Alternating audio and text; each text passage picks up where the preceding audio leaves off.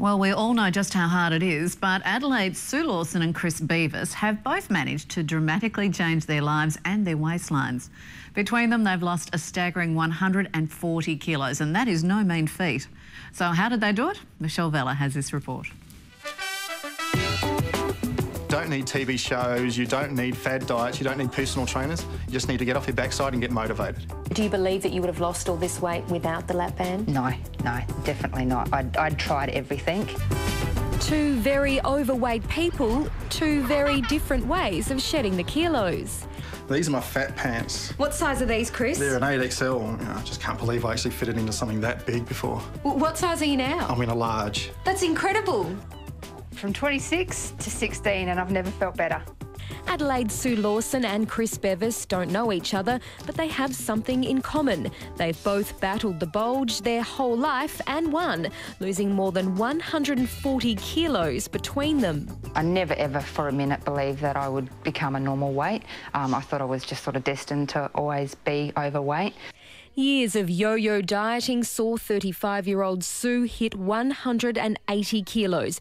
Obesity not only stopped her from buying the clothes she wanted, but from having biological children. One day I just sort of thought, I've had enough. I'm not fit. I can't walk upstairs. I can't do anything. If I don't do something now, it's going to be too late. Out of desperation, Sue took the drastic step of having surgery to insert a gastric lap band around her stomach 3 years ago. To me, I didn't think it was painful because I was excited about getting it done. And today, Sue is a staggering 85 kilos lighter. Yay! Wow!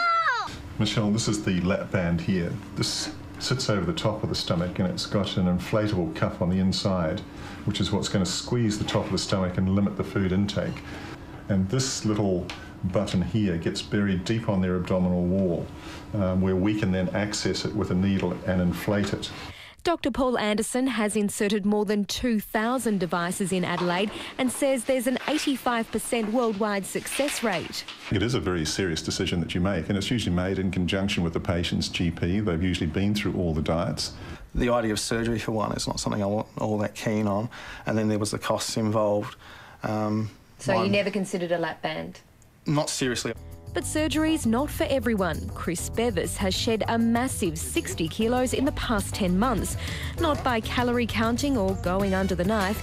Instead, the good old-fashioned way, having a balanced diet and pounding the pavement every day. I'd usually go about a 4 to 5 kilometre walk around the neighbourhood. Chris does about an hour's exercise every day. He has a protein shake for breakfast, a tuna or chicken salad or wrap for lunch, and protein and veggies for dinner. What's been your motivator? Partly just seeing the weight drop off. I'm actually keeping a spreadsheet of what my weight is on each week, so I'll weigh myself in regularly on a Sunday morning. Dietitians Association of Australia spokesperson Tanya Ferraretto supports lap banding in some cases. Something that does work. We know evidence shows lap banding works, but I would encourage people to try other alternatives like lifestyle change, see a dietitian, see a doctor, make sure you're doing it properly. But she warns you can beat the band by frequently eating small portions of high-calorie foods, something Dr Anderson agrees with. Things like chocolate, ice cream, give them that high-calorie hit, and that even when we tighten the band up, we can't control that particular aspect. He says the patient must be seriously ready to change their life. It's a device that's given to the patient to help them work with us and to help them kick-start their weight loss. The band goes around your stomach but not around your head, and a lot of it is a battle with your head. For Chris, just plain willpower's all he's needed. If you've got the willpower to sort of sit down and go, OK, what can I change about what I'm eating? How can I increase the amount of, exercise I'm doing? You'll lose the weight.